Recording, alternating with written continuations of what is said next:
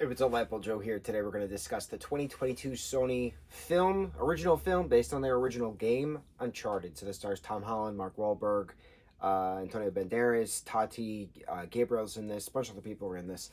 This was awesome, and I didn't know anything about it. Never played the games. My brother played the games. I know he loved the movie because he loved the games, and this didn't do quite well with critics, which doesn't make sense to me because it's a timeline ordered story. You know, we get a brief snippet of the middle of the story at the beginning, and then we get the flashback portion of it, and then we go back to where we started, and then the rest of it's just some parts are, not physics, but it's a treasure hunting adventure story, and it's physics, right? It's pirate ships from back in the day were flying through the sky with helicopters. It was interesting, but it brought me a lot to Treasure Planet, Disney's Treasure Planet, which I really love. So that was a neat little throwback kind of nostalgia feeling for me. So having Tom Holland, the icon god amongst us mere mortals that he is, playing the character of Nathan Drake, he's been recruited by Mark Wahlberg's character Sullivan and Victor Sullivan, and Victor used to work with Tom's pseudo-adopted orphan's brother Sam, and Sam would send him, postcards and stuff, and then that happened to be the key to finding, Magellan's lost treasure, kind of a thing. So we get the backstory, historical aspect, 1519 to 1522. Magellan and crew sailed the ocean blue to circumvent the entire world. Magellan himself died in the Philippines, so he didn't get actually back to Europe. His crew got back to Europe. The 18 remainder of them got back to Europe. So this particular story is about that crew hiding the treasure in Barcelona.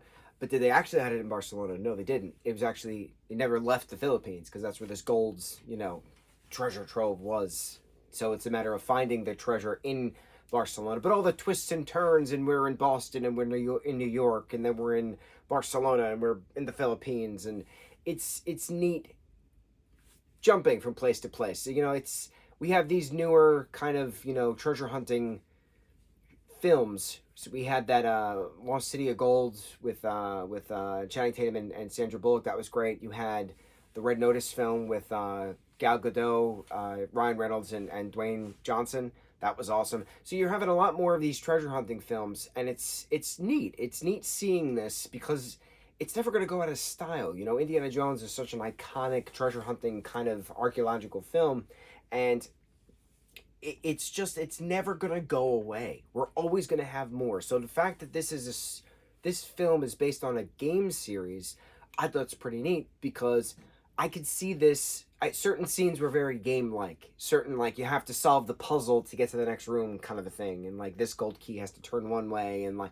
I could see it as a game. So I'm pretty sure it's a great game. And people have been ranting and raving about it for years. And it's been, gotten great fanfare about that. I'm just curious why this film didn't do well with critics. I looked it up. It only has a 40% on Rotten Tomatoes. It makes no sense to me. No sense to me. I would have given this a high 80s.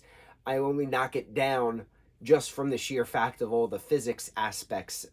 500-year-old pirate ships are not going to survive impact when you drop them into the ocean from the sky. It's not a thing. Excuse me, not pirate ships. Exploring ships, navigator ships, seaman ships. It would not survive. It would not survive things, right? It would just disintegrate upon impact. It's certain tiny things, little things like that. Let me jump on this to jump onto that. Again, things just felt like a game. It was fun. I thought Tom did a great job. A lot of his stunt work, you can tell, is from his Spider-Man training, and it's just like watching Tom being Tom, or Tom being Peter, if you will. It's just neat. It's neat that he is capable of doing these physical things that most people, I myself, cannot do. It's just really cool watching him perfect his craft, being an awesome individual in the meantime. He's an awesome human being all around, but to watch him play an awesome character and another awesome character and another awesome character, he's just a pure talent. I'm very happy that he's within my generation, and he's just incredible, and he's going to continue to do incredible things. And it's neat having the Mark Wahlberg generation and Tom Holland generation come together for this wonderful, wonderful film, which is really, really great.